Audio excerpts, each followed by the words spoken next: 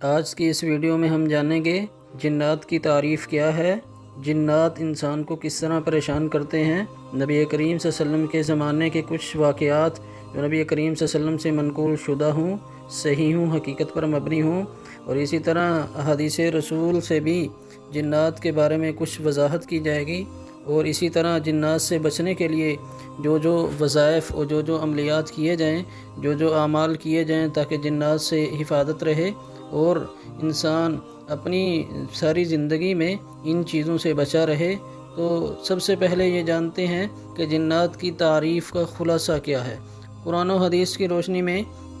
جنات کی تعریف کا خلاصہ یہ ہے کہ جنات ایک ناری مخلوق ہے جو مختلف شکلیں اختیار کرتی ہے۔ جنات کی کوئی ایک شکل مخصوص و متعین نہیں، جب چاہیں شکلیں بدلتے ہیں۔ انسانوں کی طرح جنات بھی احکامات کے مکلف ہیں، بعض ان میں مومن بھی ہیں اور نیک بھی ہیں، اور بعض کافر اور نافرمان بھی ہیں۔ ان میں جو سرکش ہیں وہ شیطان کے مددگار اور معاون ہیں اور انسان کو گمراہ کرنے کے لیے ابلیس کا ساتھ دیتے ہیں، اور جو نیک ہیں مسلمانوں کی طرح وہ بھی نیک ہیں، اور اچھے بھی ہیں اور برے بھی ہیں۔ ہمارے لیے اتنا ہی ضروری ہے کہ ان کے وجود کا اعتقاد رکھیں، اس سے زیادہ تفصیلات اور گہرائی میں جانے کی نہ ہمیں ضرورت ہے اور نہ ہم اس کے مکلف ہیں۔ ہاں، البتہ اتنی بات ضرور ہے کہ جنات ہر زمانے میں انسانوں کو پریشان کرتے رہے ہیں۔ اتنی کثرت سے واقعات ہیں کہ جن کا انکار کرنا مشکل ہے۔ جنات کو اللہ تعالیٰ نے انسانی آزمائش کے لیے یہ قدرت دے رکھی ہے کہ وہ مختلف تصرف کر کے انسانی زندگی پر اثر انداز ہو سکتے ہیں، جس کا قرآن و حدیث سے واضح ثبوت ملتا ہے۔ لہذا کسی کے جسم پر جن کا تسلط ہو جائے، جنات کا اثر ہو جائے، یہ کوئی بعید نہیں ہے۔ نیز جنات کی تسخیر بھی ممکن ہے اور ان سے بچاؤ کے لیے شرعی طور پر کچھ اعمال کرنا اس کی بھی گنجائش ہے، اور جنات کا انسان کے پاس آنا ممکن بھی ہے اور ثابت بھی ہے۔ ایک واقعہ تو خود نبی کریم صلی اللہ علیہ وسلم نے سنایا کہ بنو ازرع ایک قبیلے کا نام ہے۔ قبیلے کا ایک شخص جس کا نام خرافہ تھا، اسے جنات پکڑ کر لے گئے اور ایک عرصے تک جنات کے درمیان مقیم رہا، پھر وہی اسے انسانوں کے پاس چھوڑ گئے۔ اب وہ واپس آنے کے بعد لوگوں کو عجیب عجیب قصے سنایا کرتا تھا۔ لوگوں نے ہر نئی بات کو جو عجیب ہو اس کو خرافہ کہنے لگے۔ یہ روایت مسند احمد کے اندر موجود ہے، اور خود نبی کریم صلی اللہ علیہ وسلم سے جن اتارنے کے واقعات بھی بعض روایات میں موجود ہیں۔ ایک روایت ہے جس کا مفہوم ہے، ام ابان اپنے والد سے روایت کرتی ہیں کہ ان کے دادا ان حضرت صلی اللہ علیہ وسلم کے پاس ایک مجنون بیٹے یا بھتیجے کو لے گئے اور عرض کیا، یا رسول اللہ، میں اپنے اس بیٹے یا بھتیجے کو جو مجنون ہے دعا کے لیے لایا ہوں۔ آپ صلی اللہ علیہ وسلم نے فرمایا، اسے میرے پاس لے آؤ۔ میں آپ کے پاس لے گیا۔ آپ صلی اللہ علیہ وسلم نے فرمایا، اسے مجھ سے قریب کر دو اور اس کی پشت میری طرف کر دو۔ چنانچہ آپ صلی اللہ علیہ وسلم نے اس کے کپڑے پکڑ کر اس کی پشت پر مارنا شروع کیا، یہاں تک کہ مجھے آپ صلی اللہ علیہ وسلم کی بغلوں کی سفیدی دکھائی دینے لگی۔ آپ صلی اللہ علیہ وسلم مارتے جاتے تھے اور فرماتے جاتے تھے، اے دشمن خدا نکل۔ چنانچہ وہ تھوڑی دیر میں تندرستوں کی طرح دیکھنے لگا۔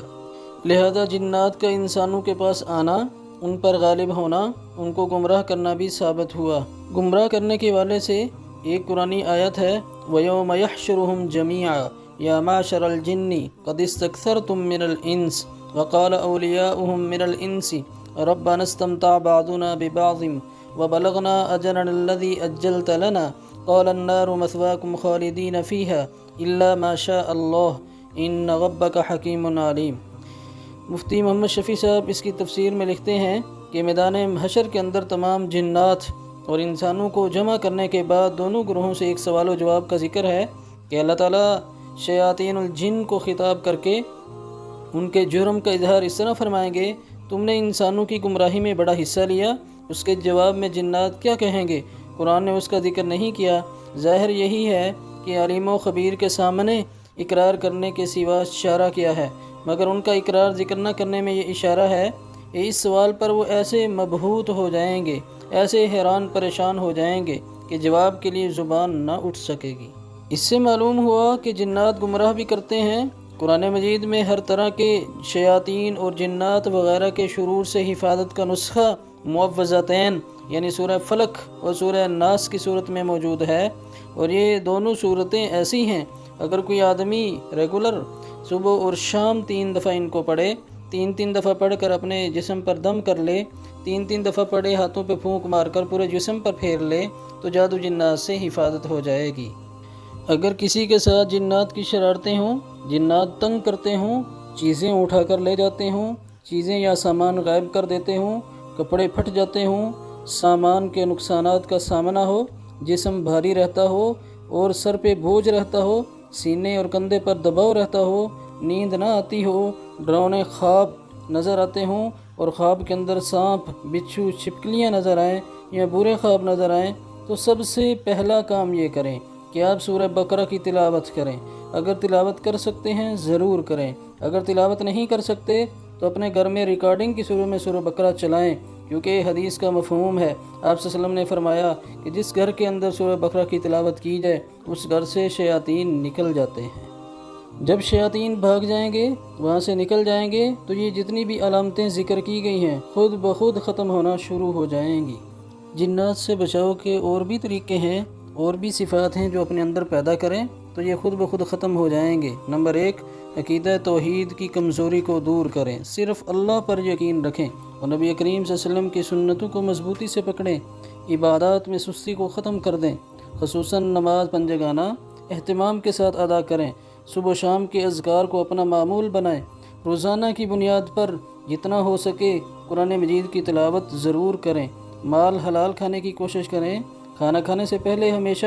بسم اللہ پڑھ کر دائیں ہاتھ سے کھائیں اور کھانا کھانے کے بعد دعا ضرور پڑھیں، اور جب بھی مجالس میں بیٹھیں، اچھے لوگوں کی مجالس میں بیٹھیں، مغرب کے بعد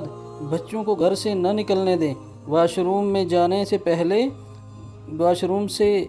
باہر کھڑے ہو کر دعا پڑھیں اور نکلنے کے بعد کی جو دعا ہے وہ بھی ضرور پڑھیں، داخل ہوتے وقت بایاں پاؤں اندر رکھیں اور پھر نکلتے ہوئے پہلے دایاں پاؤں نکالیں، یعنی سنت کے ساتھ یہ اعمال کریں۔ واش روم کمروں کے ساتھ اٹیچ بنانے کی بجائے گھر کے کونوں میں بنانے چاہیے، کھڑے ہو کر پیشاب ہرگز نہ کریں، گوبر، ہڈی، ان چیزوں سے استنجا بالکل نہ کریں کیونکہ یہ جنات کی خوراک ہے۔ نبی کریم صلی اللہ علیہ وسلم نے گوبر اور ہڈی سے استنجا کرنے سے منع کیا ہے، اور ایسا آدمی، ایسا گھر، ایسے افراد جن پر یہ اثرات ہوں ان کو چاہیے ہر وقت پاک اور باوضو رہنے کی عادت بنائیں اور نگاہیں نیچی رکھیں، گھر میں گالم گلوچ سے اجتناب کریں، معوذتین یعنی سورہ فلق، سورہ ناس اور آیت الکرسی پڑھ کر خود پر بھی دم کریں اور اپنے بچوں پر بھی دم کریں، روزانہ صبح و شام جتنا ہو سکے کم از کم صدقہ ضرور دیں،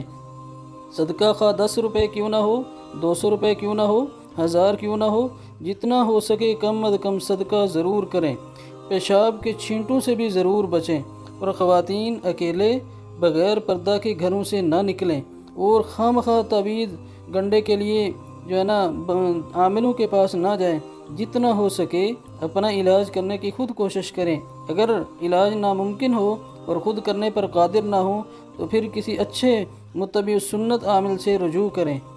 اور ایسے گھر میں جس میں جنات یا عصیب کے مریض ہوں اذان کو غور سے سنیں اور کوشش کریں اپنے گھر میں روزانہ